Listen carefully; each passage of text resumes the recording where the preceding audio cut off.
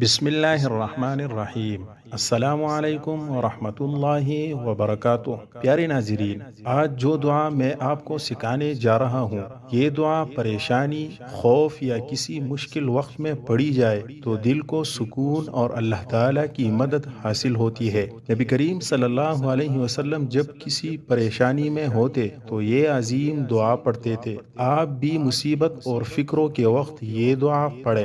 دعا سماعت فرمائے۔ لا الہ الا اللہ العظیم الحلیم، لا الہ الا اللہ رب العرش العظیم، لا الہ الا اللہ رب السماوات ورب الارض ورب العرش الکریم۔ ترجمہ سماعت فرمائے۔ اللہ کے سوا کوئی معبود برحق نہیں، وہ عظیم اور بردبار ہے۔ اللہ کے سوا کوئی معبود برحق نہیں، وہ عرش عظیم کا مالک ہے۔ اللہ کے سوا کوئی معبود برحق نہیں، وہ آسمانوں کا، زمین کا اور عرش کریم کا رب ہے۔ اللہ ہم سب کو عمل کرنے کی توفیق عطا فرمائے، آمین۔